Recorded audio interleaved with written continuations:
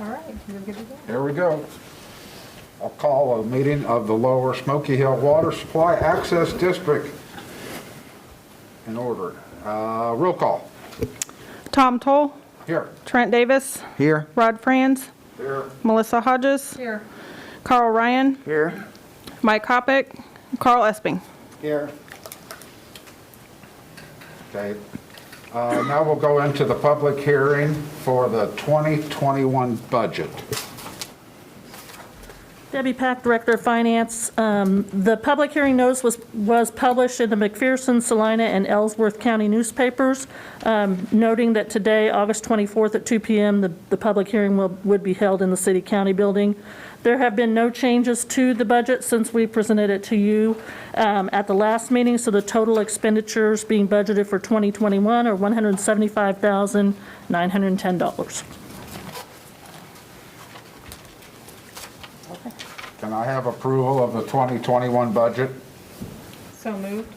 Second. It's been moved and seconded for the approval of the 2021 budget. Is there any discussion? Seeing none, I'll ask for a vote. All those in favor say aye. Aye. Opposed? Motion carried. Now we'll have approval of the minutes. Mr. Chair, I move the minutes be approved. Second. It's been moved and seconded that we approve the minutes from the August 3rd meeting of 2020.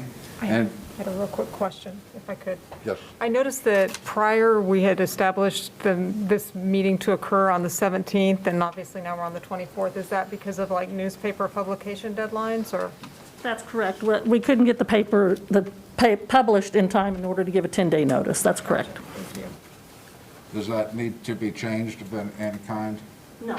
Okay, thank you. It's been moved and seconded approval of minutes. Say aye. Aye. Opposed? Minutes are approved. We will go into the new business, election of officers. Mr. Chairman, Carl? I move that we elect Melissa Hodges as president, Tom Toll as vice president, Carl Esping as secretary, and Rod France as treasurer. Second. Been moved and seconded. Is there any discussion? Any additional? Not, I'll ask for a vote. All in favor, say aye. Aye. Opposed? Motion carried. The slate has been done. Okay, discussion of the next meeting? Needs to be in the fourth quarter, and I was going to suggest November 9th. Looking at Debbie to make sure I didn't create a problem for her, so. And we probably will not set a specific time because it'll depend upon our agenda and how things are coming together, so the time will be announced at a later date, but right now proposing November 9th. Thank you. Do we need a motion for that? Mr. Chair, I move the next meeting be set for November 9th, 2020. Second. And moved and seconded. The next meeting will be on November 9th, 2020. Time to be announced. Any discussion? All in favor, say aye. Aye. All opposed? Motion carried.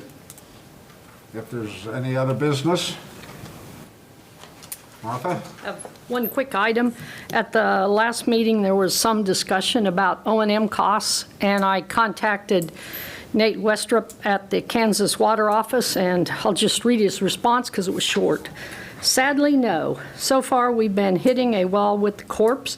They said they can't talk about it for legal reasons. Hopefully, that means they are pursuing legal action to recover damages from someone.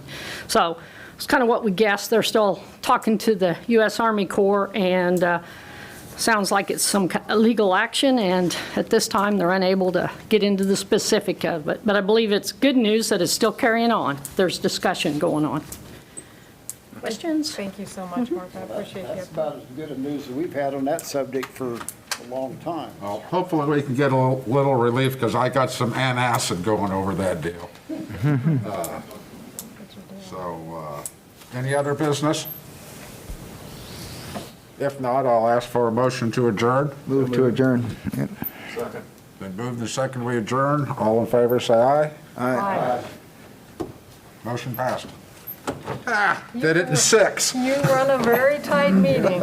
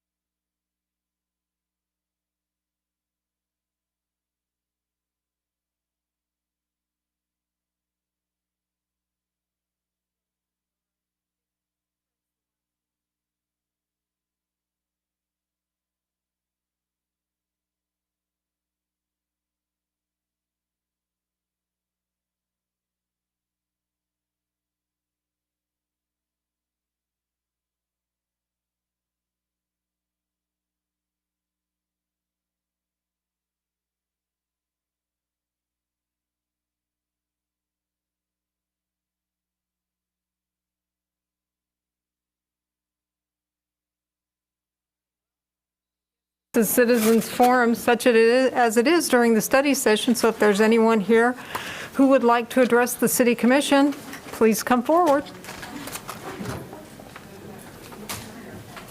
No takers, so I guess we'll reconvene at 4 o'clock.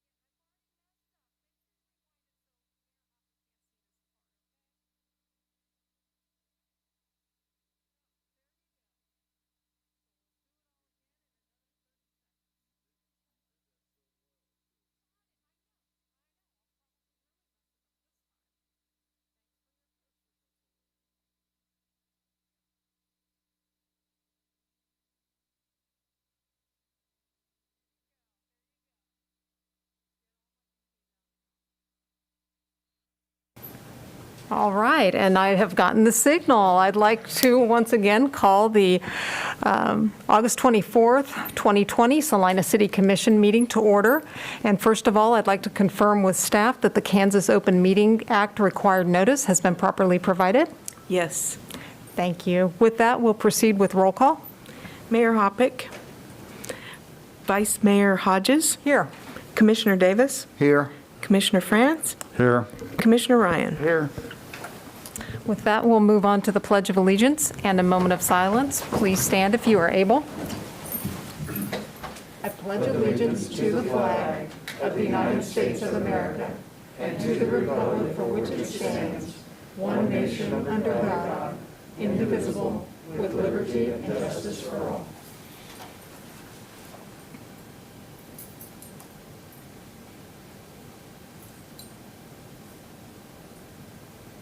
Thank you.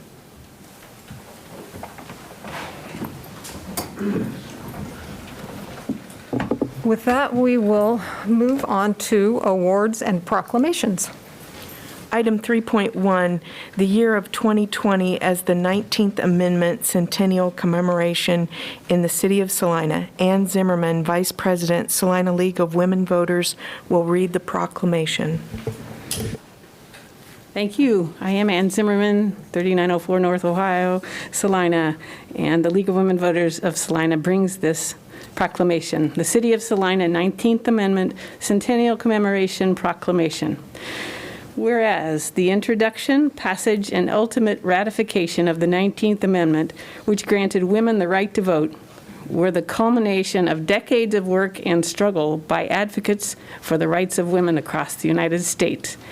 And whereas Kansas was the fourth state to ratify the 19th Amendment on June 16, 1919, and Tennessee was the 36th state to ratify the 19th Amendment, making it the law of the land on August 26, 1920, 100 years ago this week, whereby millions of women were enfranchised, and whereas the daughters, granddaughters, and great-granddaughters of the women who fought so hard to vote have been making their voices heard at the polls for nearly 100 years, and whereas the centennial anniversary of the ratification of the 19th Amendment represents a historical milestone to be lauded and celebrated while recognizing that the 19th Amendment still left many citizens disenfranchised and work remains to be done. Now, therefore, be it resolved that City of Salina commemorates the 100th anniversary of the passage and ratification of the 19th Amendment, providing for women's suffrage to the Constitution of the United States, reaffirms the desire of Salina citizens to continue strengthening democratic participation and to inspire future generations to cherish and preserve the historic precedent established under the 19th Amendment. Therefore, citizens of the City of Salina shall enjoy the freedom of voter participation, continue to fight for voting rights for all citizens, and celebrate this important milestone by proclaiming the calendar year 2020 to be the 19th Amendment Centennial Commemoration, signed by the Vice Mayor of the City of Salina. Thank you very much. Thank you, Ms. Zimmerman. Would you like to come forward for your copy? Yes, thank you. And I did forget to ask, sorry, I'm getting it all out of my system now, I hope, early in the meeting. Do you have any kind of virtual events or anything that you would like to publicize in commemoration with this? Our largest event was last Saturday. We walked across town through nearly every low voter turnout, low registration precinct in the city of Salina, from Schilling Elementary to Thomas Park, about 25 or 30 of us, and others in our well, this is a collaboration among the League of Women Voters, the NAACP, and the Unitarian Universalist Church of Salina, and others in the group that didn't want to walk 9 miles drove in their cars through the other precincts that are low voter turnout, low registration districts, with signs on their cars encouraging people to register to vote. We will continue to make every effort to register the unregistered in the city of Salina through the end of the voter registration period, which ends on October 13th. It's more difficult than usual because of COVID-19, but we are figuring out every possible way to get the word out and get people registered. Anything else anyone wants to add? All right, so people have until October 13th to register to vote. And there's a website, isn't there, where they can check their voter registration status to see if they are currently appropriately registered? Yes, ksvotes.org Votes.org. is the website to look at. I think Kay Crawford wanted to add something related to this. Okay. Thank you so much. Thank you. Hello, Vice Mayor, Commissioners, good to see you all. Kay Crawford, 845 Manchester. I just wanted to honor the memory of Marge Minton, who just recently passed away. She taught me just about everything I know about the League of Women Voters. She was very, very active, she and Ted, and most of you will remember them. She was extremely, I think it was about the late 80s or early 90s when I first got involved with the League of Women Voters, and she worked very hard to try to make sure everything ran just perfectly. And I just wanted to bring it to the public's attention that because many people in the community will remember Marge Minton and also her work with CAPS. She did a lot of work with CAPS, and Ted did work with all the agencies too, and I just wanted to remember her. She lived to be 97 and recently just passed away. Then I also wanted to express my concern that one of the candidates for the seat in the Kansas legislature made disparaging remarks about the League of Women Voters recently, that we're all just a bunch of Democrats.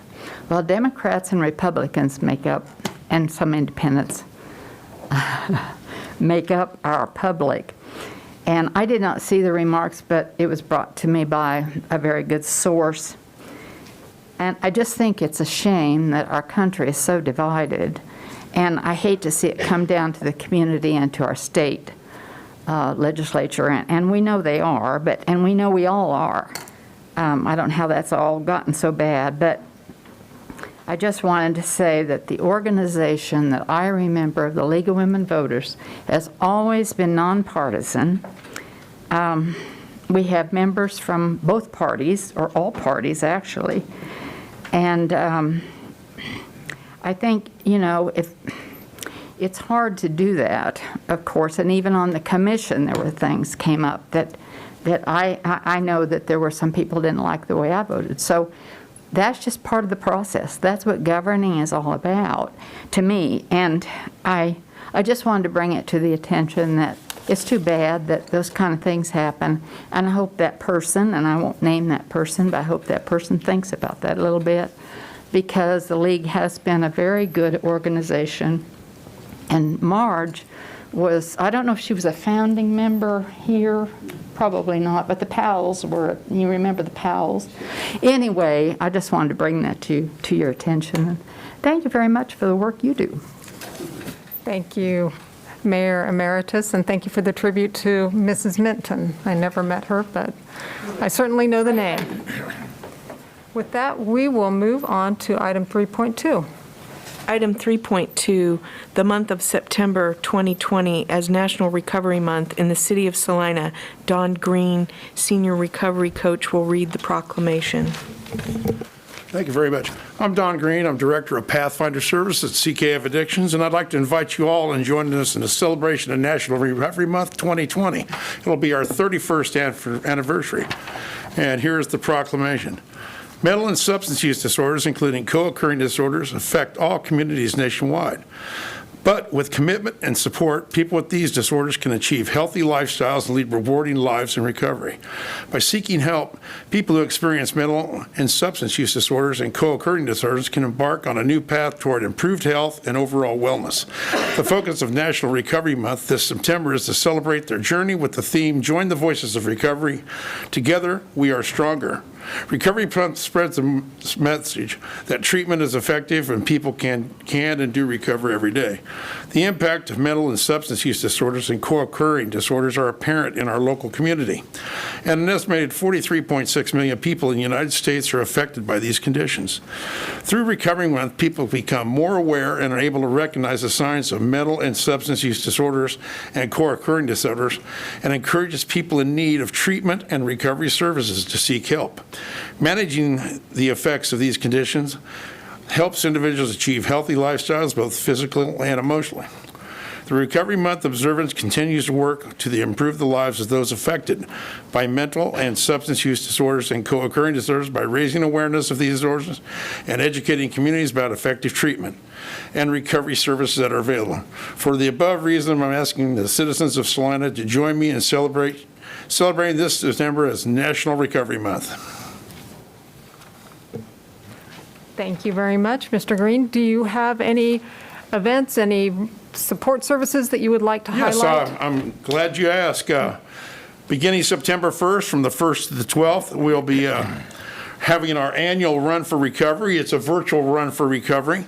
If you go to our website, slide on down to the bottom, hit on the button that says Run for Recovery. It fills you completely on how you can do this. You can compete in the 5K or the kids 1 mile. Just by doing it, there's an app on your phone you can download, and you can join us in the race. And I believe it's a $10 registration fee. And also on September 11th, we're proud to bring back Mark Lundholm, a recovery comedian that we've had here several times. And he will be appearing on 9/11/2020 at 7 p.m. Tickets are available at evenbright.com. And you can also look for it on our Facebook pages, at the Pathfinder Recovery Center, and at ckfaddictionstreatment.org. And really love to have you. Mark is, well, you'll remember him. That's, yeah. Well, that's wonderful. I'm glad that you're able to find some things to do to keep the awareness out there. And just once again, for people who are watching, the website and the Facebook page, the website is ckfaddictionstreatment.org. ckfaddictionstreatment.org. And just, Facebook at CKF Salina. Okay, great. So people can go to those resources if they'd like to find more There's information. even a brand new, like he shot a little promotional video for our Facebook pages. From what I've heard from staff, they're sharing it all over. Fantastic. The guy's funny. Great, thank you very much. It's a heck of a spin on it. Well, and a virtual 5K is right where I'm at. I can do This that will from be the the first couch, year I I haven't bet. cooked about 600 hamburgers. So. Great. If you'd like to come forward and get your signed proclamation. Thank you very much for all your hard work. Appreciate it. Thank you for your hard work. With that, we will move on to Citizens Forum.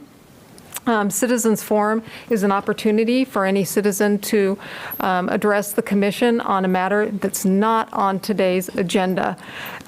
So when you do come forward, please plan to limit your remarks to around 5 minutes, and please state your name and address. And just speaking for myself, in listening to people with masks, if you could state your name slowly and clearly, I, for one, would really appreciate it. Is there anyone here who would like to speak to start us off at Citizens Forum?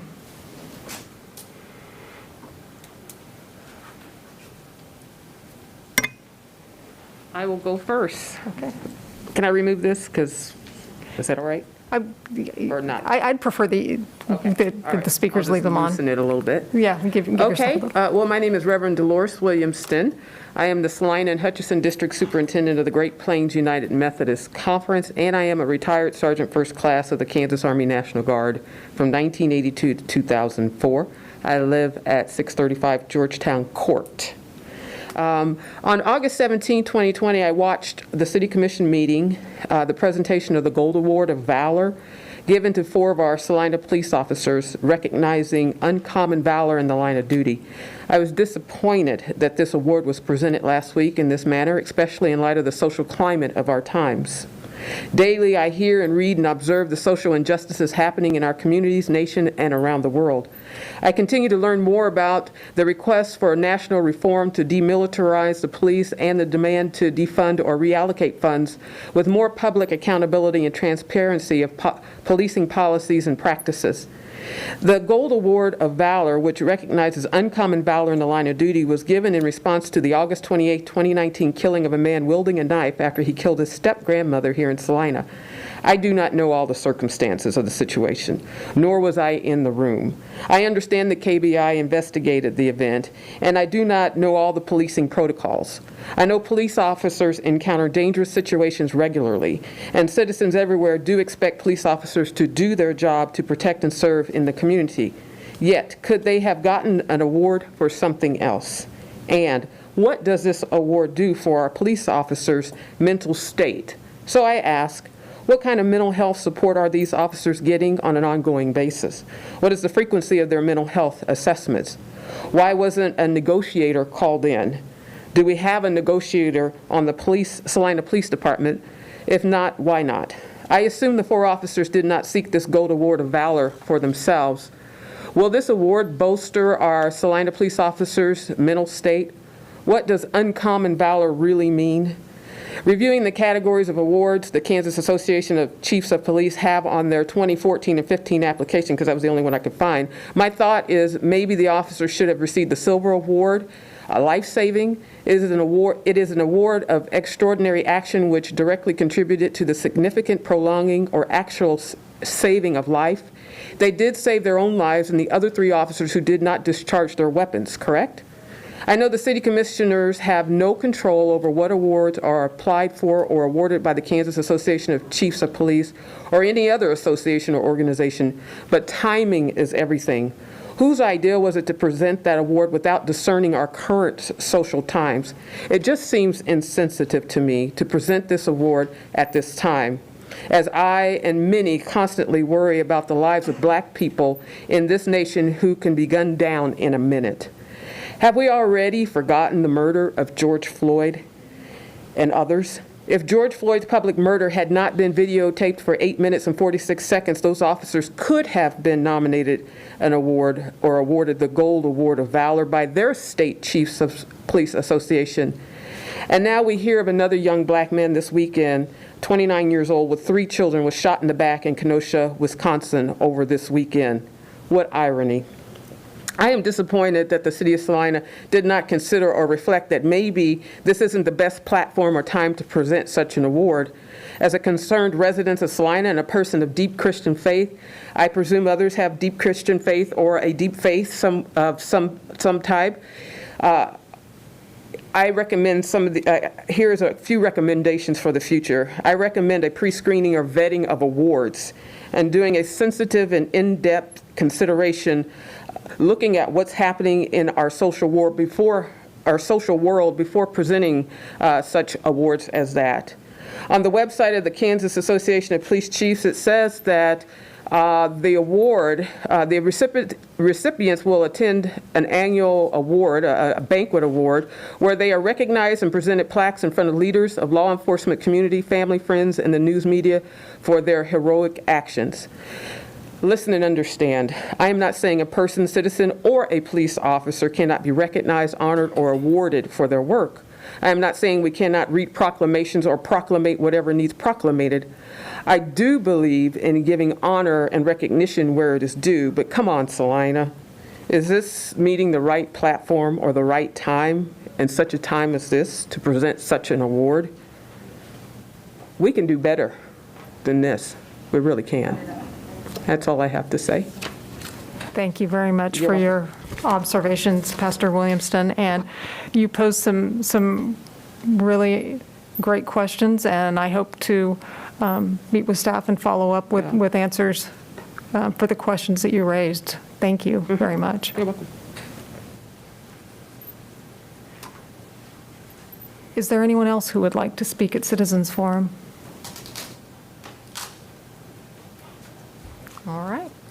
With that, we will move on to public hearings. Vice Mayor Hoppick, we have someone approaching. Oh, I'm sorry. Go ahead. Training still, Melissa? Don't forget to give your name. Dalton McDowell, South 9th Street. Thank you. Just question, or not a question, a statement. On that government settlement for the Schilling Air Base decontamination deal, when is all the, I guess it is a question, answer, you can answer it if you want. When is that set to start? When they, because I know it was a settlement and it went through U.S. federal court and it was agreed on with the Department of Defense. When is that set to begin to decontaminate the old Schilling Air Base? I'm going to defer that to the city manager because I know that he has a much better idea about the timeline and where we are in the process. Yes, the city commission and the other public entities took action. The next step is that the federal government has to finalize what's called a consent decree. We all then jointly submit that to court, and a judge would sign off on that. At the point that the consent decree is finalized, then funds get transferred to us and we can begin the process of remediation. So we're working on remediation design and preparing for bidding, but we've yet to have the federal government finalize the consent decree and submit it to the judge. So How long in the court process, once it gets to court, is that going to take with the backlog? Does anybody know? I don't entirely know. Just the preparation of the consent decree is taken probably 30 to 60 days longer than we might have expected, and I don't know what the court's timeline might be. So in other words, stay tuned. That's just typical federal government. Is there anyone else who would like to speak at Citizens Forum? All right, last chance. With that, we don't have any public hearings or items scheduled for a certain time, so we will move on to item number 6, the consent agenda. Item 6.1, approve the minutes of August 17, 2020. Is there, oh, go ahead. I move we approve the minutes of August 17, 2020. Second. It's been moved and seconded to approve the minutes of August 17th, 2020. All those in favor, please say aye. Aye. All opposed, same sign. Motion passes. We'll move on to administration, item 7.1. Item 7.1, receive and review the 2019 audit report from Gordon CPA. Ms. Good afternoon, Mayor, or Vice Mayor and Commissioners. Debbie Pack, Director of Finance. I'm not going to speak first. I'm going to allow Sean Gordon from Gordon CPA to give his report, and then I'm going to follow up with some of the findings and what staff is doing as a result of those findings. So, and then we'll take questions from you as you might see. So, Sean. Good afternoon, everyone. As Debbie said, my name is Sean Gordon with Gordon CPA. We performed the 2019 audit of the city. So I know you've seen that audit report in your agenda packet. So I'll kind of go through section by section, point out some of the highlights of that report, and then just feel free to stop me if you have any questions along the way. So starting with pages 1 and 2, this is the independent auditor's report. Here we discuss management's responsibilities for the city's financial statements, and then our responsibilities for the financial statements. And our largest responsibility is to issue an opinion on the city's financial statements for the calendar year 2019. So page 2, you'll see an opinion paragraph, and we issued an unmodified opinion, which is the highest and cleanest opinion we're allowed to give the city under kind of national guidelines. Flipping forward to pages 4 through 15, this is the management's discussion and analysis section. This provides a narrative explanation of the city's financial statements through the eyes of management. So quite a bit of information is discussed here. Quite a bit of good information is discussed here. And then the basic financial statements of the city, those are on pages 16 through 17. You'll see what's commonly referred to as the balance sheet and the income statement. And those both include activity of the city's 2 component units, which are the Salina Airport Authority and the Housing Authority as well. And then pages 18 through 30 are the city's major funds. and the city's enterprise funds, which are the utility funds. These are funds of the city that have much more activity running through them, so they're presented a little bit separately from the more minor funds. Pages 31 through 70 are the notes to the financial statements. There's quite a bit of information discussed here as well, including information on the city's accounting policies, long-term debt and capital asset information, CAPER's retirement program, and many other items there. This section is mostly the same as last year. There are no major changes required by our standards boards for 2019. And then pages 71 through 106, these are the additional funds that I talked about, the smaller funds of the city that have a little bit less activity running through them. And then the final kind of section of the bound copy of the audit report is pages 107 to 124. This is called the statistical section, and it's a 10-year view of the historical information about the city's finances, operations, constituency, and economy. So like I said, a 10-year view of all of that information. And then presented separately were 3 audit recommendations that we made. And so we'll check up on those audit recommendations when we do the audit for 2020 here in about 9 months. If you have any questions, please let me know. If I might, Mr. Gordon, I do have one for you maybe. Yes, sir. And that's in the notes on page 38. It talks about budgetary information. And it says Kansas statutes require operating budgets for our enterprise funds. And on the very next page, it says a legal operating budget is not required for the same enterprise funds. And that seems to me like that's a disconnect in language. Yes. And looking at the history, that language changed with the 2012 audit. When that was inserted, prior to that, it referenced the reserve funds for those operating funds. Is there any explanation as to why there's that apparent conflict? That may have just been carried forward. I'm not sure why that got inserted and why it's been carried forward, but it's something that we'll look at for the next audit. Because it is confusing. Yes, I agree with that. Yeah, okay. Okay. I presumed it was standard audit language, but, you know. Yeah. Yes. Okay, thanks. Commissioner Ryan, any questions? Nothing for me. Commissioner Davis? I think the only question that I had is not necessarily for the auditor. I conveyed it to Mr. Scragg earlier today. I'm not an expert in how to read financial statements or whatever, and I just wanted to know if there was any sense of our total amount of debt or where I can find that within the report, something that encompasses both our outstanding revenue bonds, temporary notes, as well as the various funds that we've borrowed money from, like the KDHE water fund, et cetera, et cetera. I'm just trying to get a handle on our total debt load.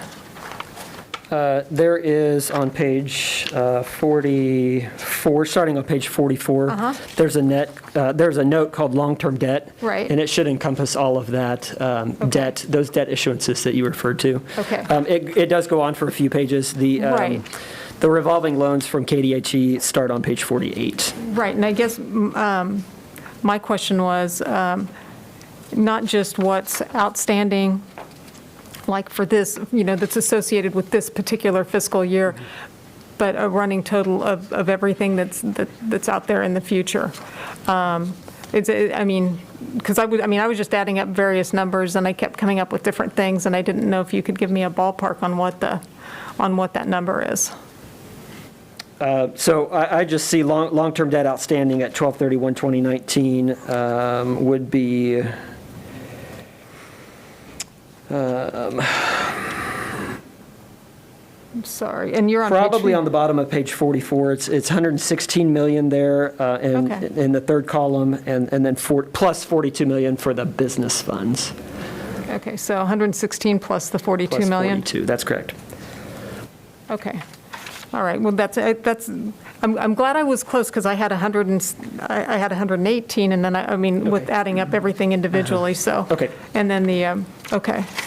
As a little bit of clarification, it looks like that number includes OPEB liabilities for capers and and it's a philosophical accounting Right. conversation about whether that it represents debt as you might be thinking of in terms of a loan. So that number includes some accounting liabilities in addition Right. to true loans. And if we were to remove the Capers responsibilities, I'm just trying to get a handle on debt that's been Yeah. issued and long-term loans that have been applied for. So page 118 of the statistical section will show outstanding debt by type. Okay. So there would be information there as well. And that would not include any of the OPEB or Capers liabilities. So that would just be the bonds, any loans or capital leases, and then temporary notes as well. Okay. So basically, that's looking like, is that 139 million? Is that your total? Yeah. 139 million, that's correct.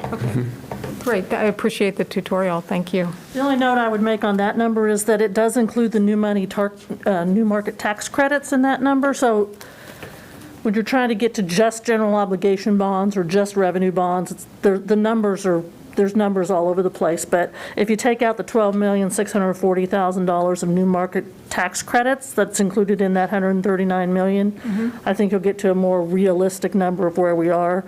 The other question I know you mentioned was how much of that is special assessments. We are tracking that, and we have separated that out. I think at the end of 2019, that number was about $6.6 million of that total. Thank you very much, I really appreciate it. Anything else from commissioners? I guess I will, thank you very much, both of you. Is there any comment or questions from the public? Wow, maybe we will get through this quick. With that, I will bring it back to the commission for any further comments or questions. Madam Vice Mayor, move we receive the 2019 audit report from Gordon CPA. Second. We have a motion and a second to receive and approve the 2019 audit report from Gordon CPA. All those in favor, say aye. Aye. Aye, I'm sorry. Any opposed? Motion passes 4-0. And I will add, we have submitted this to the state as we're statutorily required. I know that was an issue that came up on an older audit. And this has not been put into the website yet because we wanted you to receive it first. So this will go onto the city's website this week. Great, thank you very much, Ms. Pack. All right, moving on to item 7.2.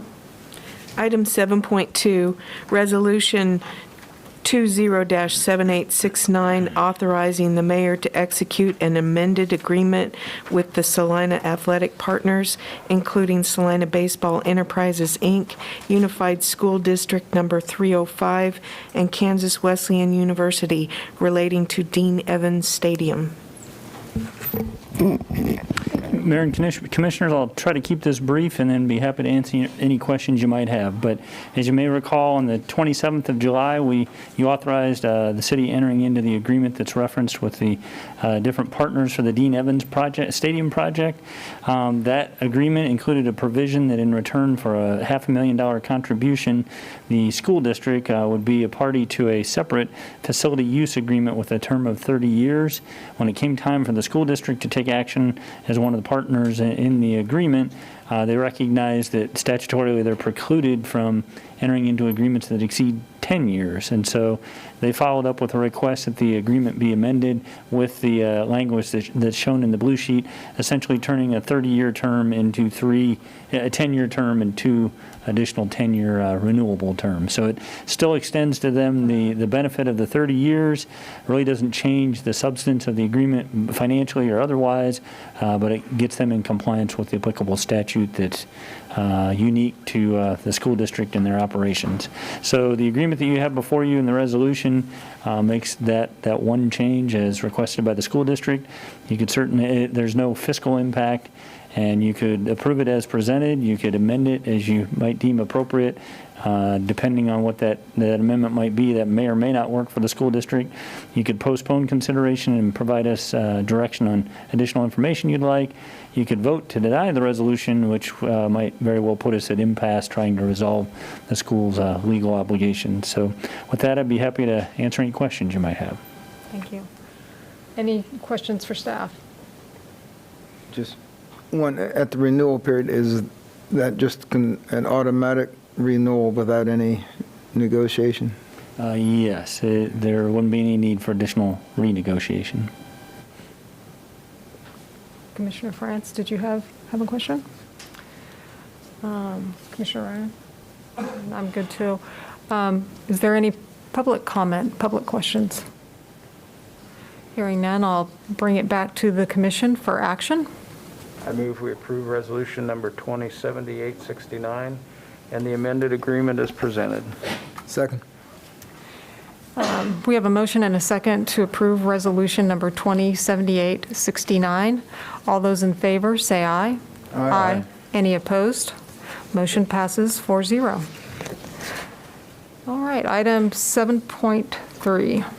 Item 7.3, Resolution Number 20-7854, authorizing the mayor to execute a management agreement with Spectra XP to end the current operating agreement to manage the Tony's Pizza Event Center and replace it with an operating agreement to manage the facility for an additional 10 years through February 28, 2030.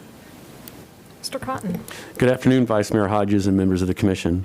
This afternoon, we are here to discuss extending the partnership with Spectra XP to continue managing the operations of the Tony's Pizza Event Center through 2030.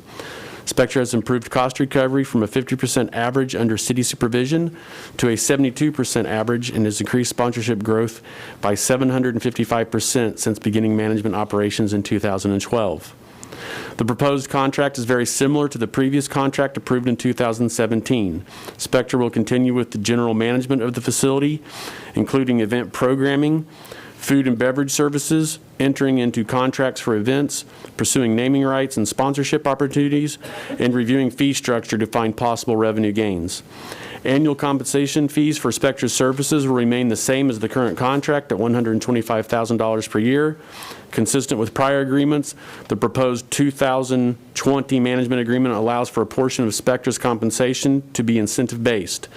Due to changes in the IRS tax code, Spectra would have the ability to move from $125,000 a year to $144,000 per year in incentive pay based on performance in food and beverage sales, event sales and gross revenue, conference and convention attendance and facility care, maintenance, and participant satisfaction. Spectra has worked hard to lower the general fund subsidy over the past several years. The average general fund subsidy needed when the facility is run by the city was $472,981 per year. The general fund subsidy has reduced to a budgeted $260,000 per year under the Spectra staff. In the 2019 operating year, only $200,000 of the $260,000 budgeted general fund dollars were needed to offset the operations of the facility. Additionally, Spectra was and continues to be very proactive in regards to their COVID-19 response in terms of staffing, safety precautions, and rebooking of events. Staff has an excellent working relationship with the Spectra management team and is confident in their ability to continue operating at the facility in a positive manner for the city of Salina. Spectra is prepared to invest $500,000 into facility improvements to improve the guest experience, which will continue to make the facility competitive in today's economy. Keller Taylor and Susan Trafton are present to answer any questions that the Commission may have. They will also discuss the business and marketing plans. At this time, staff recommends approving Resolution 20-7854. Do any commissioners have questions specifically for Mr. Cotton before Mr. Taylor and Ms. Trafton present? Mr. Cotton, on page 2 of the blue sheet, there's a table that shows revenue, expense, deficit, cost recovery. Does that expense portion, what I want to ask, does that include everything, including the incentive fee that we pay them in the following year? I believe so. Okay. Because that can be a fairly significant amount. Yes, sir. Okay. The other question I have, and I don't know if it's for you or someone else, but how long was the Tony sponsorship for? I believe it was 10 years. 10 years? Okay. Oh, sorry, 15. 15 years, okay.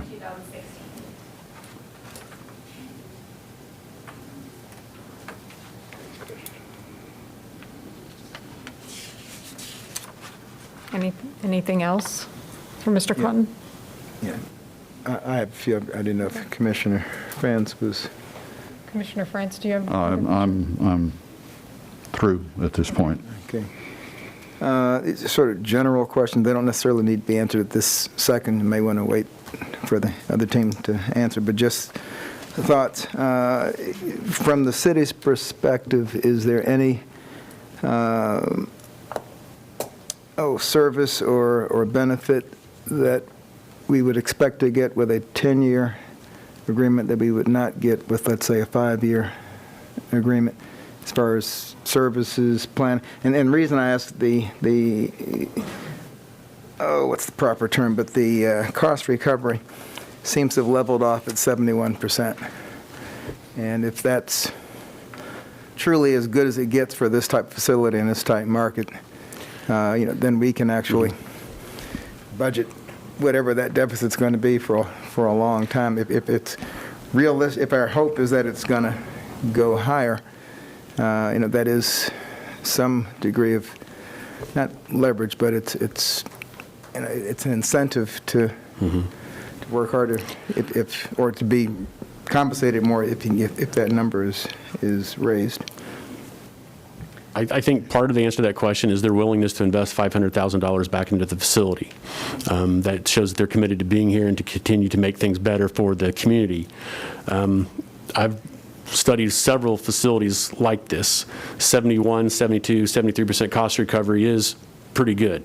I've seen other facilities that run in the 40% of cost recovery. We do have challenges competing with Wichita and Kansas City. Spectra works as hard as they can to minimize the loss to the city. So I'm not sure if that answers your question, but I don't know.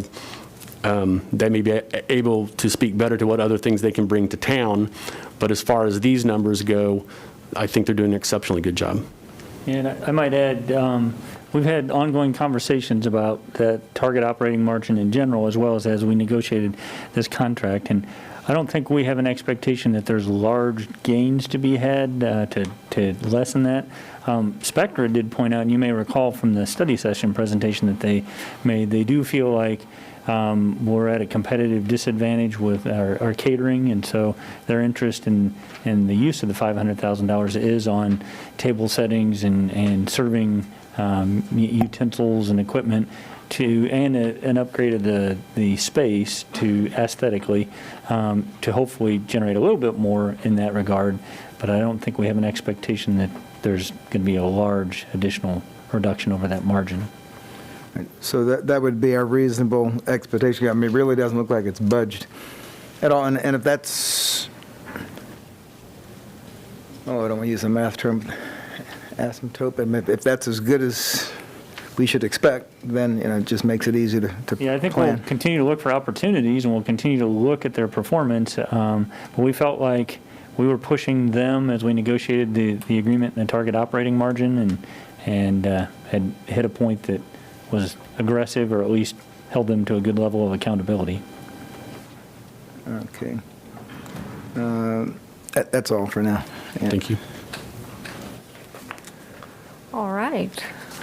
I see we have a couple representatives from Spectra. Would either one of you like to address the commission?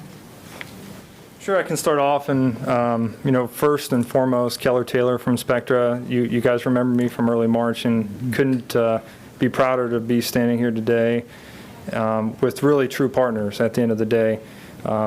Susan and the team have done a phenomenal job, along with city staff, in really taking Tony's Pizza Event Center to the next level.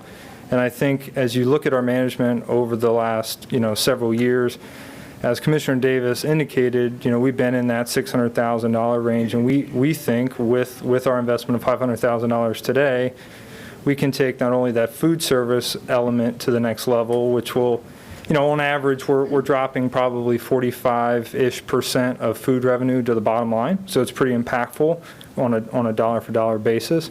But at the same time, we think that with the reinvestment in the hall, we're going to be able to compete with not only spaces locally, enhance already existing events in the space, but also bring new events to town, working with our partners at Visit Salina. So we're very excited to be here. Appreciate your consideration. I'll let Susan talk for just a second, and then we'd be happy to stand for any questions. But thank you so much again. Sure, welcome. I guess thank you again for having us. I know when we were here in March, we talked a little bit more in depth about some competitive environments. And at that time, I did reference both the Manhattan Hilton as one of our main competitors. When you compare the two dining experiences and the overall aesthetics of the facility versus ours, we definitely are at a disadvantage. So that's where we feel like we can use those investments that Spectra is willing to make, roughly $160,000 specifically in the food and beverage area, and then additional funds with upgrades to the restrooms, the convention hall, and very importantly, the AV tech that we have. A lot of our AV tech equipment has actually not been updated in over 10 years in the upstairs meeting facilities. So as our partners around the state who are competing with us for the same pieces of business are making those adjustments, we need to do that as well. Just up the road too, formerly Kansas Expo Center, now Stormont Vale Event Center, is undergoing a huge remodel right now. So just those two kind of give you an insight of some of those competitors. And we do feel we can win either back some business that we have lost or actually replace and gain new business with these additions and investments that we're going to make. Thank you. Any questions for Ms. Trafton or Mr. Taylor? If I might ask, what kind of specifics are you thinking about in terms of your improvements to the catering and dining experience? Yeah, we can go back and forth. Yeah, okay. Yep. Commissioner, we appreciate that question. We're really excited. When you look at Spectra's normal model, and you may remember that March presentation, we kind of showed the current place settings with the typical place settings. And so at that $160,000 that Susan mentioned, we'd be able to acquire 1,000 place settings of that, what's our standard setup, basically. So new flatware, stemware, buffetware, chafing dishes, the whole, really the whole experience elevates. We're going to look at things like linens and the whole experience being elevated. And if funds allow, as the contract stipulates, hopefully a little bit lower on the priority list, we may even look at tables as well. So I think that whole experience changes. It elevates to what the expectation of, really what the hall will look like and what Susan and the team, and we'll work cohesively with the city on envisioning what that looks like. But it'll be a very cohesive, great experience for everyone coming in. Well, I just want to say that for me, this conversation is kind of deja vu because I remember having a conversation with one of the prior directors before Spectra, and the argument at that time was that our dining facilities were very dated and very antiquated and needed to be updated. Of course, there were other things about the building that also required attention, and so I think we addressed that first. But what you're saying resonates. It's not just We've been talking about plates you for 10 guys. years. Yeah. So it is a little bit deja vu, but it does. It has to do with the overall dining experience, what pricing that we can gain, and look at that as an area of growth for us. So we identify that as I think our some new chairs potential were over revenue. 30 years old when we replaced them. It's time to move on to the Yes. to the plates. It was.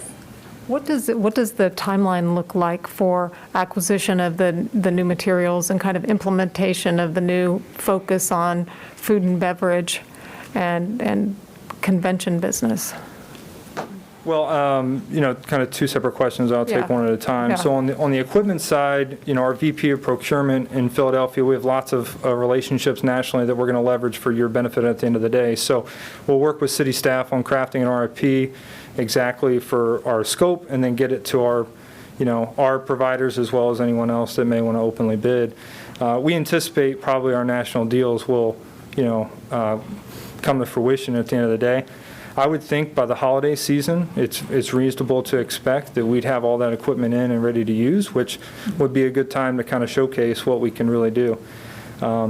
I'll let Susan kind of talk to the longer-term business lead time, but, usually that, especially in the COVID era right now, with a lot of things shifting that were in 2020 to 21 or 22, for example, groups are a couple years out right now, so it may be a little longer sales cycle than normal, but we expect to, A, take care of the groups we have right now at a really high level, and then hopefully expand that into new business later. Yeah, and I'm fully confident that we would be able to execute the whole project by the end of next year. I've got some placeholders in place, if you will, for timelines for different projects as we complete. Obviously, the sooner we can start some of the smaller projects, like Keller mentioned, we can, order the food and beverage equipment right up front, and then work with our current timeline to renovate the upstairs meeting space, and then probably Great Plains Manufacturing Convention Hall would be the last piece of that as far as when we talk about the paint and the flooring, just because we're already booked into, well, in looking at late next summer or early fall to complete that portion of the project. Yeah, and first of all, thank you for the $500,000 investment. It's a really large investment, and I appreciate Spectrum making that that contribution very much. Does that carry through to any of the Heritage Hall improvements that we're looking at making? Yes. So I kind of touched on a little bit before. About $160,000 of that is going to be F&B equipment. 40 to 60 is upstairs for the meeting spaces up there, new paint, new carpet, new AV, and then the remainder would be within the hall itself, and then the downstairs restrooms. I don't know if you remember, the upstairs ones were actually remodeled in 2016 when our last remodel, but the downstairs ones were not at that time. And aesthetically, those need to be brought up to par with the ones upstairs and throughout the other renovations that have done throughout the building. So we have a cohesive convention space. Commissioners, you may recall that the Great Plains Hall sponsorship included some provisions about the improvements that we're talking about. So Spectra's willingness to invest $500,000 then leveraged another sponsorship worth $500,000. So you put those two together, and that's $1 million benefit to our bottom line. And that Great Plains deal was for 10, so that might have been the 10 that stuck in your head earlier. The Tony's is 15. So it's hard understanding sometimes what sticks and what doesn't. Yeah. Following up on Commissioner Francis' earlier question, do the total expenses, as we see them presented in the blue sheet, that does represent the totality of expenses? Your fee, the operating subsidy, any incentives, these are accurate numbers that we're seeing there as the true expense of running the facility. That's my understanding, correct? Correct. Yep. Okay. Yeah. Great. And If I might follow up on that with another one, and it's probably, I asked about the length of time on the Tonys, and it works out to about $80,000 per year. Yep. But if you look at the cost recovery and the deficit, you don't see much change with that change in the income. Of course, income's 1.4 million, 1.5 million, so 80,000 is, 5% maybe. And I just wondered if we might expect that to start showing, or is that just a function of how the market is those years? Well, I think there were a couple of things, Commissioner, happening in a few of those years as far as content goes, specifically in the market. One of those years we did have a big loss on an event that had a pretty dramatic impact as well. I think what the investment's going to allow us to do is to focus in on business that drops a lot of money to the net, right? So we're focusing on food and beverage business, we're focusing on enhancing the hall, taking great care of those things, but then also being extremely aggressive, but strategic at the same time on bookings and content in the main arena space. So when you look at the book of business, Susan and the team, Visit Salina, and everyone really in the community supports great youth high school level activity that not only has an impact on the facility, but then on the entire community with hotel rooms and spending in the town.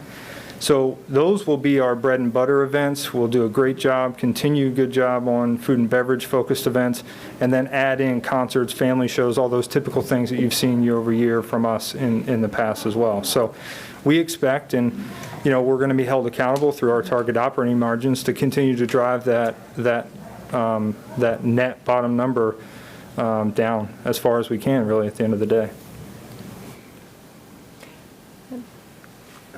Are you finished, Commissioner France? Yes. Okay. For real this time. Okay, well, all right. I just had one last question remaining, and I know it's kind of difficult to answer because we're in the midst of the year and we're still in the midst of our COVID response, but do you have any sense how much our operating subsidy is going to change for this year, since obviously, I mean, a lot of your revenue streams are just, they may be postponed and have a banner year in 2021, but what does 2020 look like for Spectra and for the city of Salina? Sure. I think I tried to address that as best as I could in the business plan that I submitted. Right now, we're looking at about a loss of about 80 total events. We were previously budgeted for about a 577 loss. Right now, with the adjustments that I've made in the revised budget, I'm sitting at a loss of 605. Okay. We're seeing that evolve probably weekly. I will say in all of that, there is some glimmer of hope. We are seeing some new business come to our market. Now, while they don't carry the large net revenue like a food and beverage event, because we're really, our hands are tied in a lot of those situations, we are seeing some additional revenue in like weekly meeting space. And then also, like you kind of mentioned, a lot of our events that not many have canceled. We've had several canceled, but a lot have went ahead and moved to 2021 and 2022, which is a great problem to have. Unless you're trying to do a remodel project next summer in June or July. But we'll figure it out. There's also other good prospects out there for us. We do know that girls wrestling is coming back. That was a first-year piece of business for us last year that was non-budgeted. So we're excited that we get to host that once again this year. And that was very profitable for the city as far as hotel revenue and tax revenue coming back. So honestly, it's a moving target. Every month we adjust and accommodate the best we can and make changes as we can to control losses. Gotcha. Thank you very much. I can address kind of the longer-term content picture with agents and promoters too. I mean, our corporate VP of booking is constantly in contact with folks looking at multiple opportunities. We've talked to Chris and other staff multiple times about drive-in concepts. You may have seen those, and we've been very ahead of the curve in staying in touch with those producers. And it's finding the right opportunities at the end of the day that make fiscal sense for the venue and for the city at the end of the day. When you look at the touring market, they're pretty paused right now, right? So they're kind of seeing what's going to happen.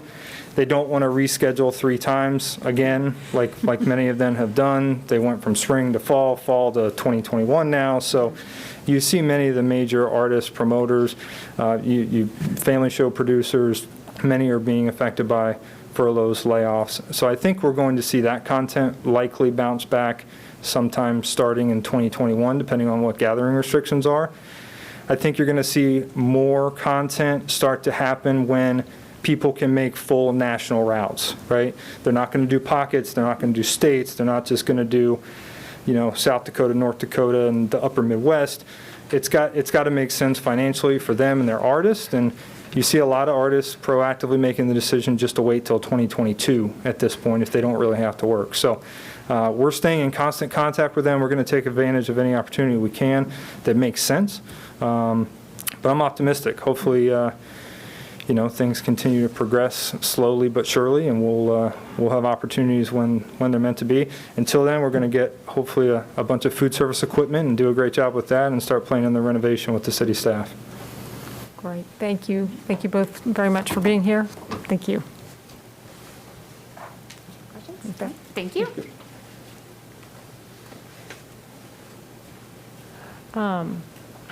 Any public comments? All right, I'll bring it back to the commission for further discussion or action.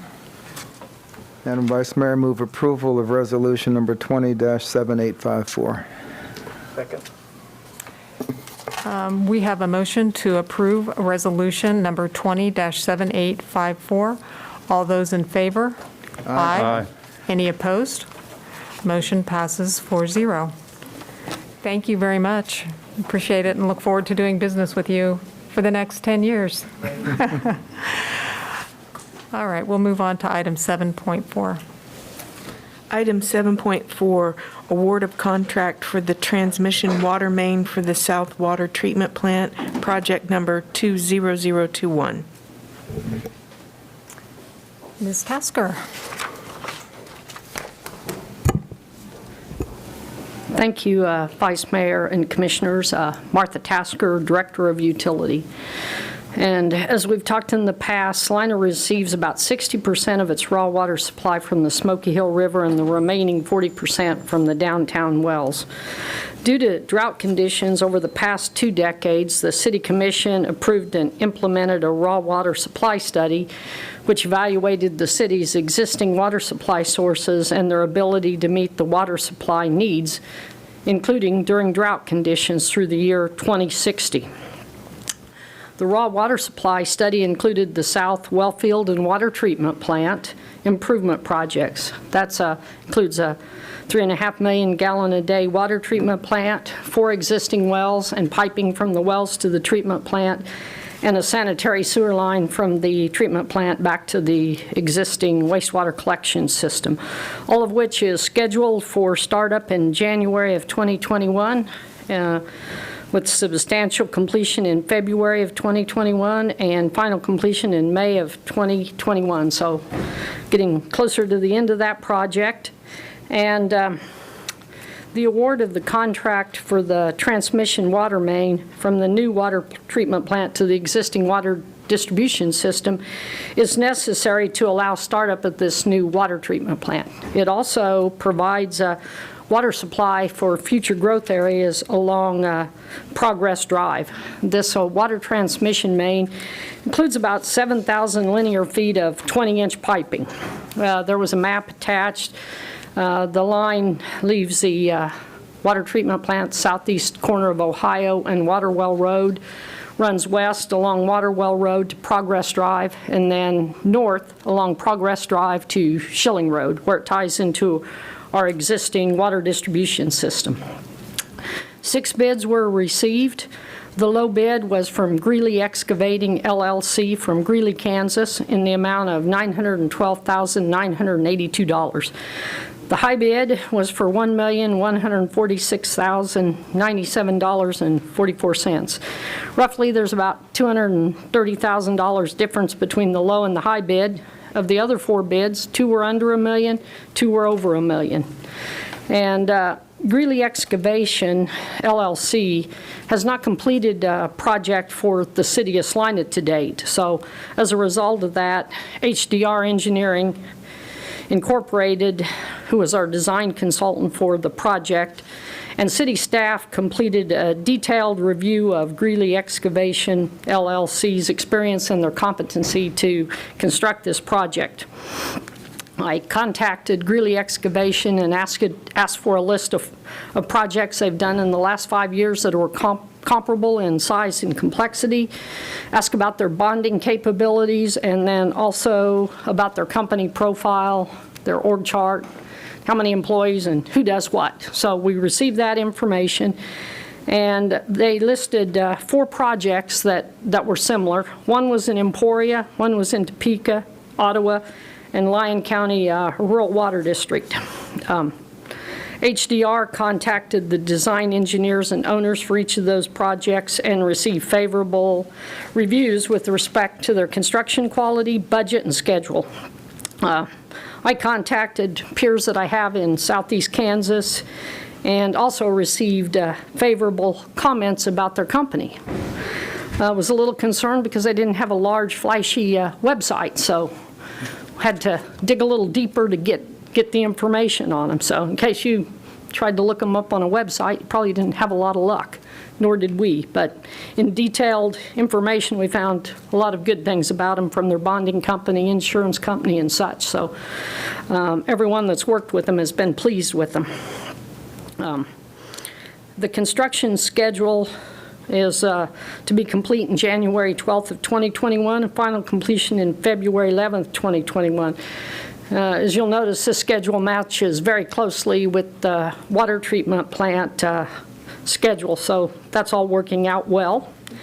A budget allocation of $690,000 for this project was included in the 2020 capital improvement project under system enhancements. HDR provided a draft engineering estimate prior to our first scheduled bid letting, which was July 30th. And the estimate was well above our budget allocation. So as a result of that, we postponed the bid letting for 2 weeks and evaluated the costs and discussed the funding availability with the finance director. And city staff, when we developed our estimate, we used, I'll say, concept drawings. We're going from this location up to that point, and estimated the project costs at $690,000 in early 2019. When HDR did their cost estimate, they prepared it based on a set of plans and what they saw for the market in Kansas City. As a result of that, HDR and city staff reviewed the unit costs from previous line area projects, talked to some contractors about what some items cost, got a feel for the labor required, and then adjusted the unit cost to develop the engineer's estimate that was on the total project of $1,084,890. So looking at the budget allocation in comparison to the low bid, there were really 3 things that made that the majority of the cost difference. The first was 2 road bores that were required by Salina County at the crossings of Waterwell Road. Those were not budgeted for, and what they are is we have a 36-inch diameter sleeve that's bored in place, and then the 20-inch water main is inserted inside of that to avoid any damage to Waterwell Road, and also an 18-inch sleeve for the 6-inch water supply to the rural water district. So those 2 things add about a little $102,000 based on the bidder's estimate, and the other is the cost of pipe. Well, just to be honest, we don't install 20-inch pipe very often. So evidently, the previous engineer that retired and myself are not the best at estimating 20-inch pipe in today's market, because that's where we found another difference. And based on our budget number, we used about $90 a foot, and the contractor used $105. And we have some crossings of ditches and under some gas lines and fiber that require restraint joint pipe. That was about $24 a foot more. So if you take those 2 items, it adds up to about $200,000. And putting that on top of our budget, I feel like the bids that we got from the contractors are good bids and reasonable. We had 3 bids that were between the $900,000 and the $1 million, so confident that that's what the project costs in today's market. And so staff is proposing the addition of a 7% construction contingency to be approved to cover construction change orders for minor changes that occurred during construction, and those change orders are approved by the Director of Utilities and the City Manager. But any change order that would be over the 7% or would include a scope change in the project, we'd bring back to the City Commission for approval. With the addition of the 7% contingency, the authorized amount would be $977,000. The authorized amount will be funded from the system enhancements, which we have a $2 million annual budget for that. In 2020, we have $794,000 that hasn't been allocated. $690 is currently in the budget, and then $287 will be funded from the available $794,000 that's not allocated. Staff has identified 3 options for the City Commission's consideration. Item number 1 is award the contract for the transmission main for the South Water Treatment Plant project number 20021 to Greeley Excavating LLC of Greeley, Kansas, in the amount of $912,980 with an additional $64,018 of construction contingency, resulting in a total project amount of $977,000. Item 2 is postpone consideration of the contract to a specified date and time and provide staff further direction, or option 3 is to vote to deny the contract and provide staff further direction. Staff recommends option 1. This time, I'd be glad to answer any questions you might have. Commissioner Davis? Commissioner Ryan? Commissioner Frank? I just want to make sure that I understood your statement correctly, because it didn't match the way I read the blue sheet, and that is, we have $2 million of budget and system enhancements. Of that amount, $794,000 has not been allocated to a project. That's correct. But of the balance that has been allocated to projects, 690 is set aside for this. Correct. So the 794 is available for the overreach. Yes. Okay.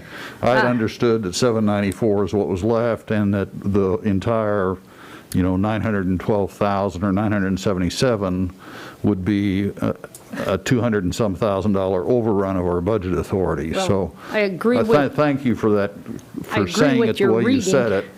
When I reread it myself, I came to the same conclusion Okay. you did, so I thought All I right. should It makes me flush feel- it out a little further for you. Yeah, it makes me feel a lot better. Yeah, I had the same Yeah. question in terms of, out of that $794,000 that's available, we're taking the 287 or whatever the amount was that you referenced from that, and then that portion of systems enhancements would then be reduced to around whatever, $400,000 or whatever my math is not. Some other Yeah. project. Yes. Yes. Do we have any other projects that aren't going to get, we didn't have this allocated at all, or did we have some things that we had lined up for this year that are now going to need to be postponed?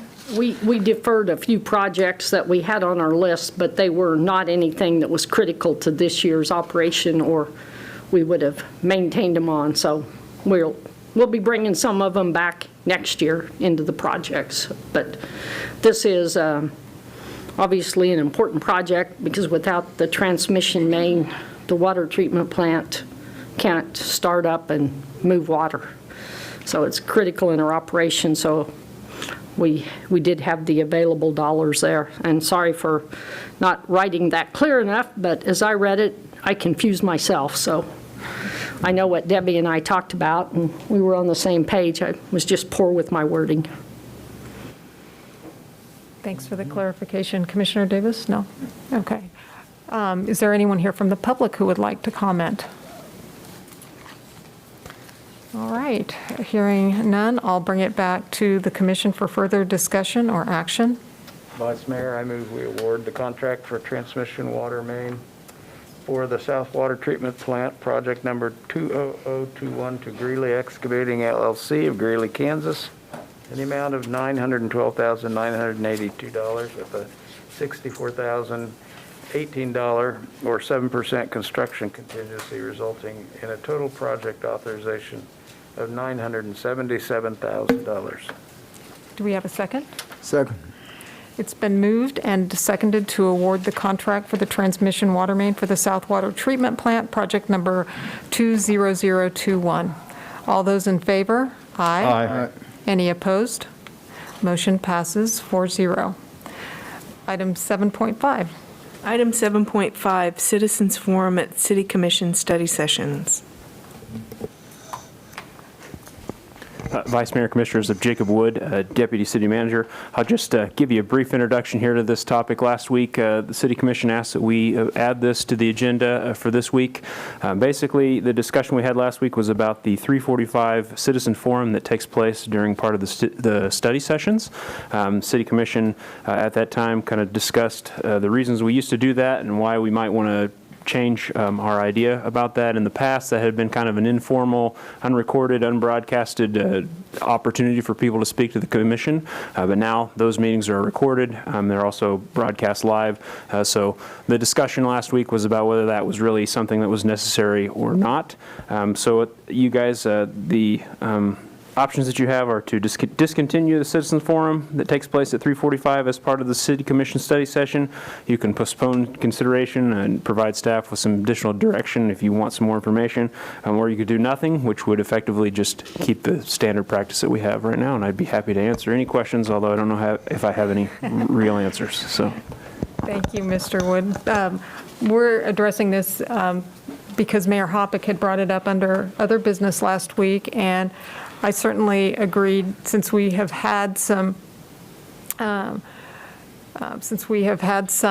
meetings where we didn't have a study session preceding the meeting, but we still had the citizens forum, and we haven't had citizens generally wanting to participate at that time. And so I guess I would look to my fellow commissioners for their input as to the utility of having a citizens forum. The way I think about it is specifically when we do not have a preceding study session. That's my feeling is if you have a no study session, I really don't think there's any reason to have that a standalone study session. I don't have any problem with it during the recorded study session, presuming that someday we're going to get back in the room there and people may feel more comfortable to address us in that setting rather than the big room. But for us to make a special trip or earlier trip over for that seems redundant to me. Commissioner France? My feeling. Let me just ask, I'm sorry, go ahead. As I took the proposal, it was, the suggestion was, and of course we don't have to follow the suggestion, I guess, but was that we would not have a general study session except at the regular meeting, at the opening of the regular meeting. If we do have, a citizens forum except at the beginning of the regular meeting, whether we have a study session or not. If we do have a study session, obviously we'll give people a chance to comment on specific topics relating to that study session. But in terms of a general citizens forum, that would be limited to the early part of the regular meeting. Is that consistent with? You said that so much better than what it came out of my mouth. That's exactly what I was saying. And yeah, that's consistent with mine. I mean, I think that it exists in that setting for people to address the items in that setting. I just wanted to make sure that's what we were actually talking about. But I think the major reason for eliminating the redundancy is that what has been our traditional 3:45 non-televised access to commissioners is now televised. Yes. Anyway. Right. So in that regard, it becomes somewhat redundant. I mean, if the reason for coming to see us at 3:45 was to avoid being on television, the cameras and the podium can be intimidating. We've eliminated that comfort zone as it is anyway, so we may as well have just one session. Yeah, and I've noticed from time to time people are uncertain if they want to stand up and address us at the 3:45 or the 4 o'clock session. Matter of fact, we've had people stand up and sit back down. So I think this would, eliminate some confusion while still keeping that venue open for public input. So if we were going to go ahead and, in the case where no study session is on the schedule, we wanted to eliminate the standalone citizens forum, but also, as Commissioner France said much more eloquently than I did, we wanted to maintain the public comment portion for study sessions for people to ask questions or give their input on the subject under discussion at the study session. What would be the best way to do that? I think if you go ahead and, when we refer to a citizens forum, that's almost as if it's a standalone item. So if you vote to discontinue the citizens forum, I think that's communicating that you're going to discontinue that 3:45 set aside.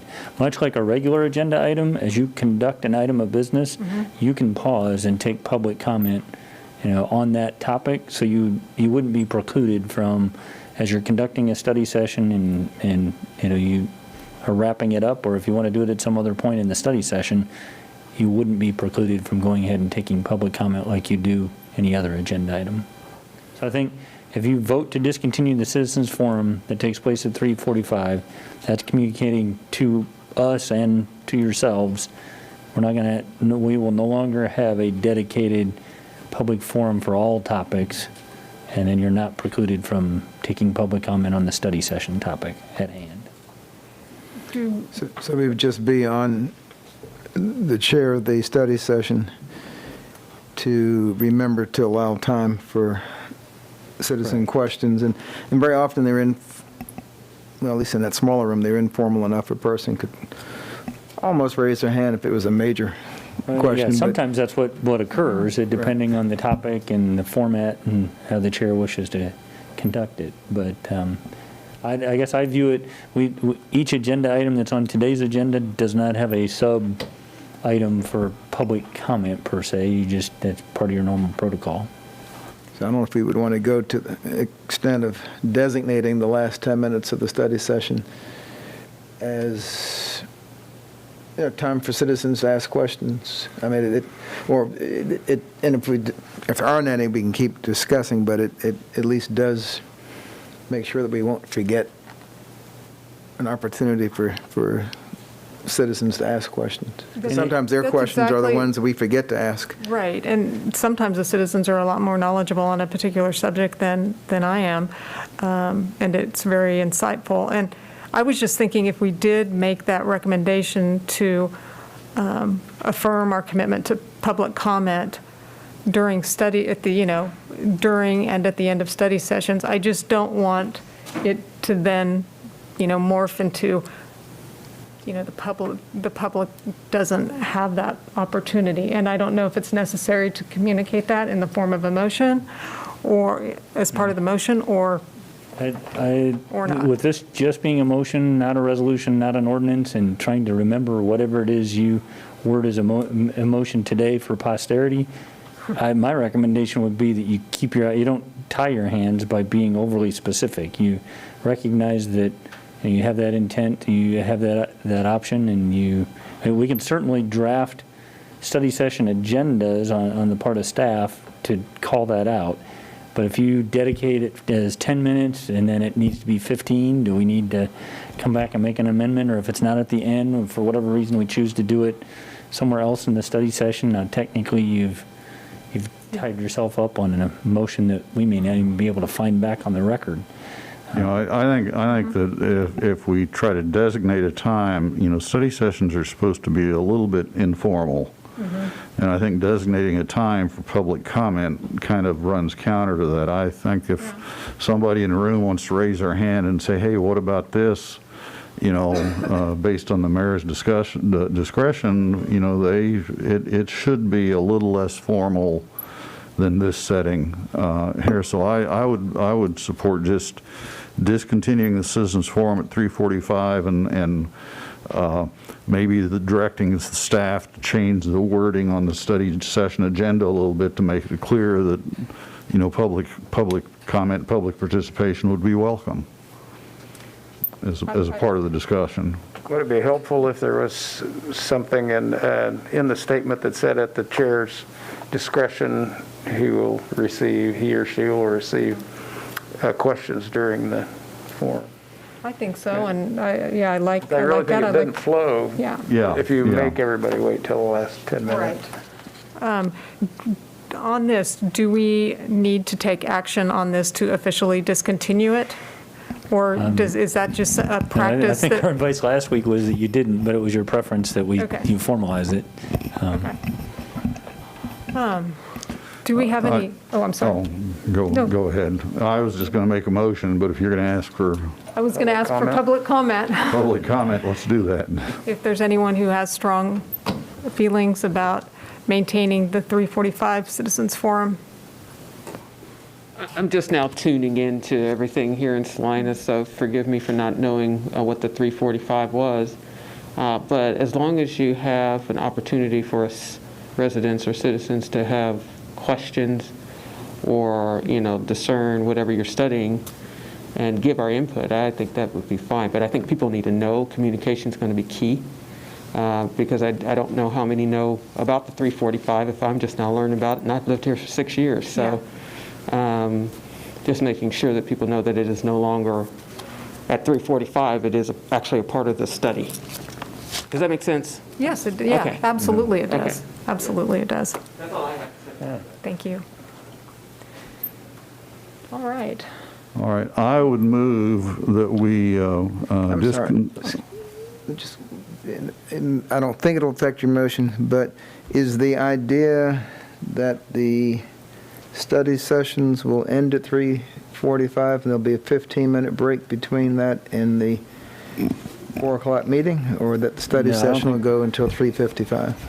Yeah, I think the intention would be that it would continue to 3:55 and the chair would have the discretion to field or allow for public comment as appropriate given the topic. I mean, one example is there may be a presentation and a natural pause where you want public feedback before you continue. Another may be the presentation, logically runs to the end and you take all the comments at the end. The chairperson would have that latitude, but the expectation would be that there wouldn't be a termination point at 3:45. It could go up to 4. So we're basically lengthening the study session officially by 10 more minutes then? Well, a lot of times we're there anyway, and we're wedging in public comment, or we end up fielding comments about the study session topic. So It just has to end in time, a reasonable break to correct. reconvene here. Right. It's not a limit, because you can start 15 minutes earlier, of course. So, true. All right, I'm sorry, Commissioner France. I move that we discontinue the citizens forum that takes place at 3:45 as part of the City Commission study session, conditioned that we will continue to allow citizen participation in the study sessions on the topics that are germane to that, and that we continue the practice of a citizens forum on any topic at the beginning of our regular meeting as we have in the past. Second.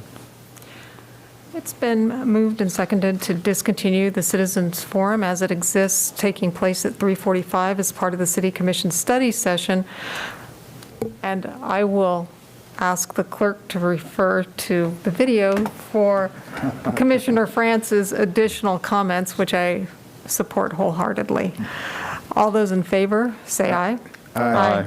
Any opposed? Motion passes 4-0. Thank you. Moving on to item 7.6. Item 7.6, resolution of advisability updates.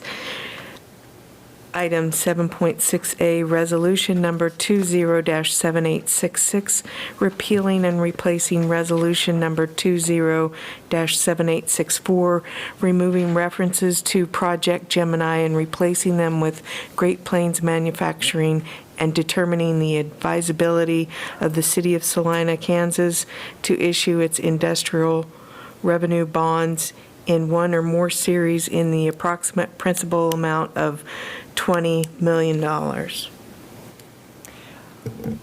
So we're going to start out with item 7.6A, or is this something where, Yeah, I I think I noticed can one of give the... one overarching staff report for both. Okay, so do we want to have 7.6B read into the record then at this time as well? If you want to go ahead, that'd be fine. Thank you. Item 7.6B, resolution number 20-7867, repealing and replacing resolution number 20-7865, removing references to Project Rise and replacing them with SCF Global Supply Chain, Inc., and determining the advisability of the City of Salina, Kansas, to issue its industrial revenue bonds in one or more series in the approximate principal amount of $600 million. All right, Mr. Scragg. Thank you, Vice Mayor and Commissioners. I think the titles for those resolutions, while they were long, do a pretty good job of explaining this action item. As you may recall, on August 6th, you passed the two referenced resolutions. Both of them were resolutions of advisability as related to what we were referring to at the time as Project Gemini and Project Rise. And then subsequently, in the following week, public announcements were made. Those were both considered trade secrets, and public announcements were made by both companies and disclosed that Project Gemini was the Great Plains Manufacturing Project and Project Rise was the FC Global Schwann's project. So the resolutions before you today don't change anything procedurally or otherwise other than striking the project code names and replacing them with the actual corporate names. The one thing that I would tell you is these are truly just resolutions of advisability. There are additional steps that will be coming back to you as action items. We'll need to finalize the resolutions and ordinances and publish public notice of a public hearing, conduct those public hearings, and be back to you for formal action. So the action we took on Thursday, August 6th, was to indicate your receptivity to the concept such that they had some level of confidence of making their announcement, but there's more procedure to be followed to make it official. There's no fiscal impact associated with either one of these action items, and you could approve each of the resolutions that have been provided. You could approve them with amendments, or you could postpone consideration, or you could choose not to take action on them or vote to deny them, which would ultimately leave the original resolutions in effect using the project code names rather than specifically citing each company.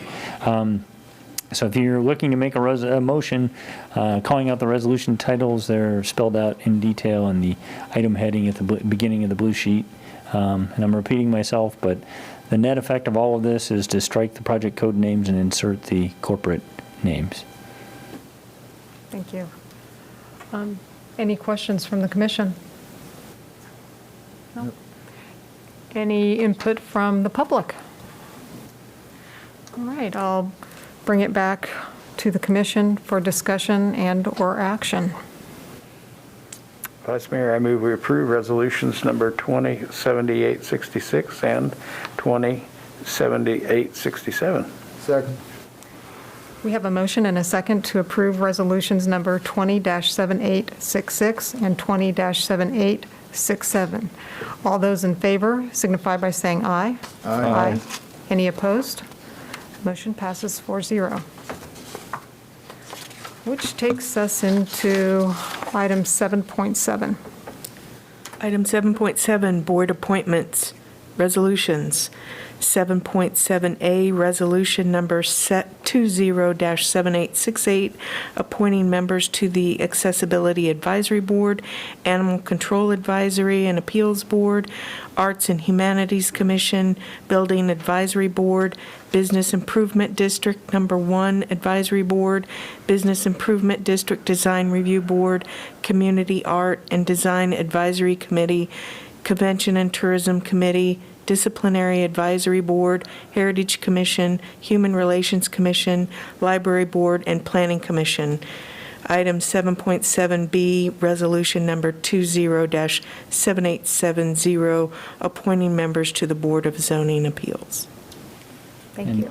Vice Mayor, these items will be handled separately, won't they? Yes, they will. We'll start with item 7.7A with the bulk of the appointments. We'll deal with that one first. Any questions for staff? Any public comment? All right, we'll bring it back to the commission for action.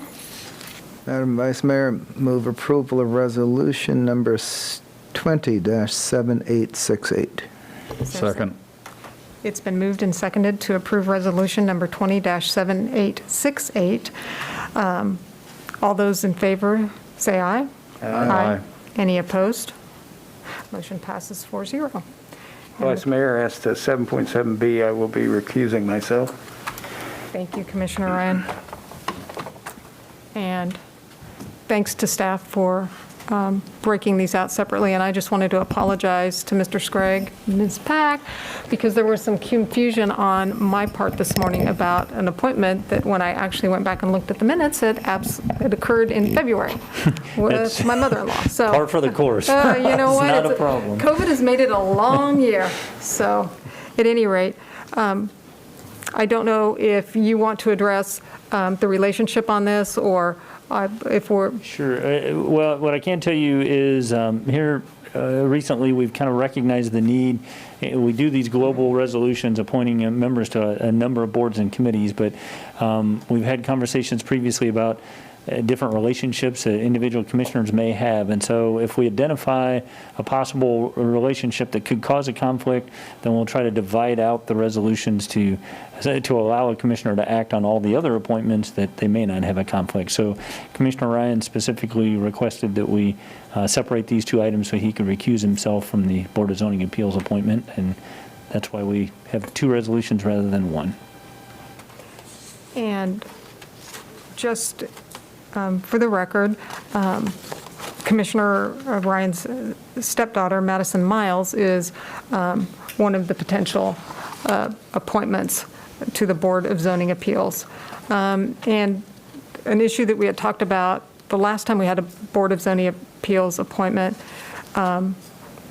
Mayor Hoppick's son, Austin, I believe, had applied for position there too, and ultimately withdrew his name from consideration. The Board of Zoning Appeals has its own specific role to play in the judicial process.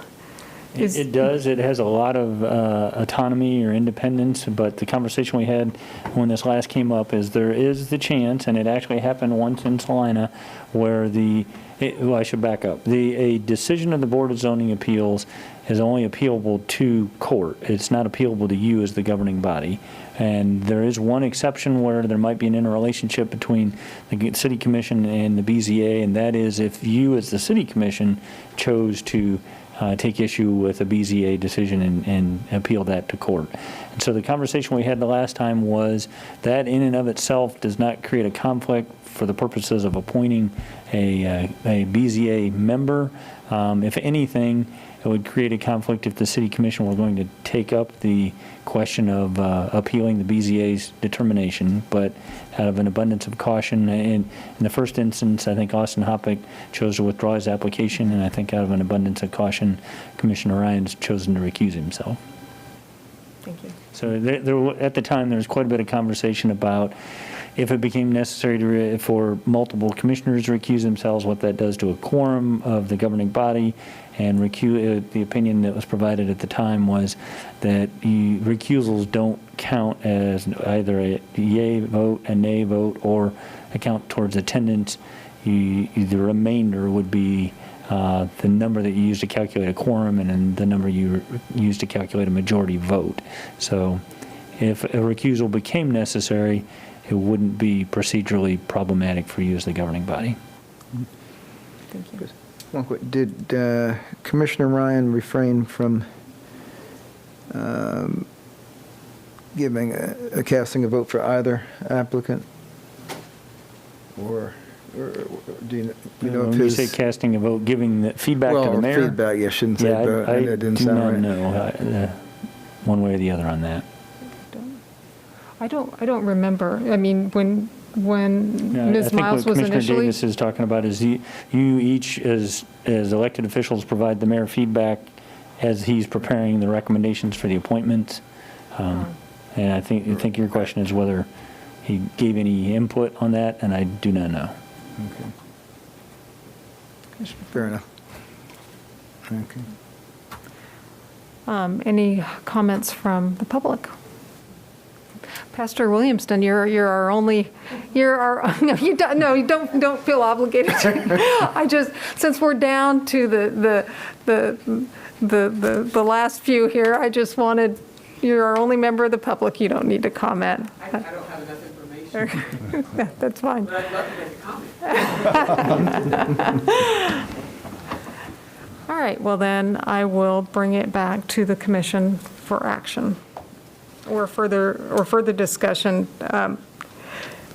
Just because I just wanted to say one thing. Speaking for myself, I was very grateful to my mother for withdrawing her name from consideration from the Animal Advisory Board, because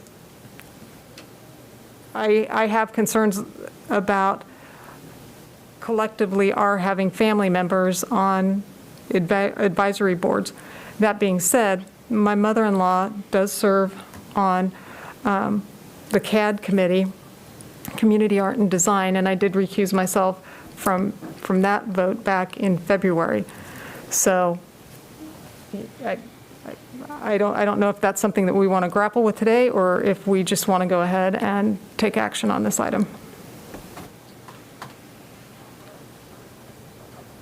I would suggest we go ahead and take action. Okay. And All right. move approval of resolution number 20-7870. Appointing members. Okay, thank you. We have a motion and a second to approve resolution number 20-7870. All those in favor, say aye. Aye. Any opposed? Motion Commissioners, passed. if I may, have one additional point of clarification that Mr. Bankson pointed out to me. I didn't word it as clearly as I could have, but the BZA does not serve in an advisory capacity to you as the governing It's a body. That separate- is a key distinction with that particular body compared to many others. Thank you. I appreciate that. Motion passed 3-0. And could somebody recall Commissioner Ryan to the room?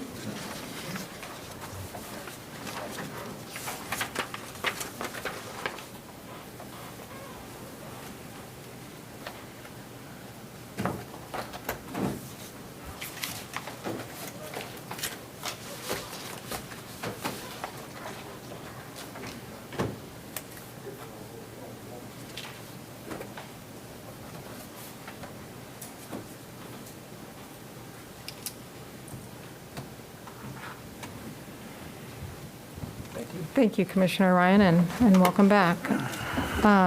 We don't have any development business. Is there anything a commissioner would like to bring up under other business?